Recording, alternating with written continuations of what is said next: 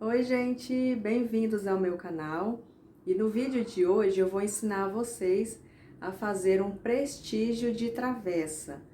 É muito gostoso e super fácil de fazer. Acompanhe aí, tá bom? Bom, pessoal, aqui eu tenho 200 gramas de coco ralado sem açúcar e uma caixinha e meia de leite condensado. E o que vocês vão precisar também, 80 gramas de chocolate meio amargo e meia caixinha só de creme de leite, certo? Então, primeiramente eu vou misturar o coco ralado com o leite condensado até virar uma massa e eu volto para mostrar como que vai ficar. Pessoal, então aqui ó, esse é o ponto do coco com o leite condensado.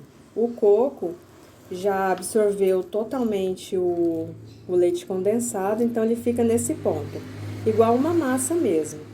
E aqui eu derreti o chocolate juntamente com o creme de leite, que eu mostrei para vocês.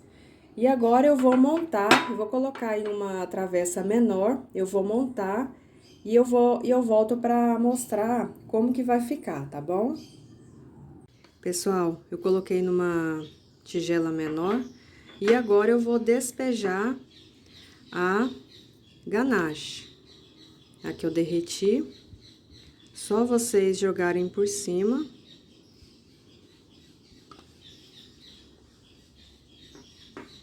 E depois ir acertando.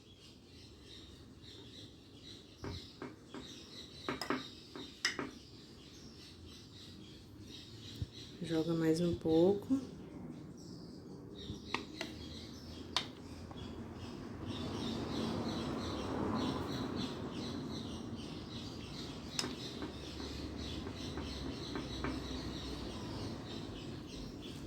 Até cobrir tudo.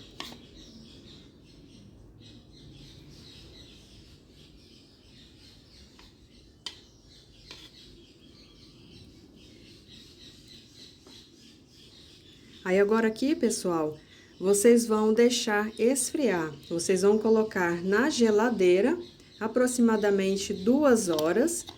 Eu vou colocar o meu e eu volto depois para mostrar para vocês. Pessoal, acabei de tirar da geladeira. Vamos ver então o nosso prestígio. Olha só que delícia que fica. Então, vale a pena vocês fazerem, gente. É muito gostoso, muito fácil de fazer, tá bom? Então, esse aqui é o ponto e está pronto para ser servido. Pessoal, e aí, gostaram da receita? Muito simples de fazer, né? E é uma delícia. Então, vale a pena vocês fazerem. Então, esse é o vídeo de hoje. Espero que tenham gostado. Compartilhe, se inscreva no canal, quem ainda não se inscreveu. E até o próximo vídeo.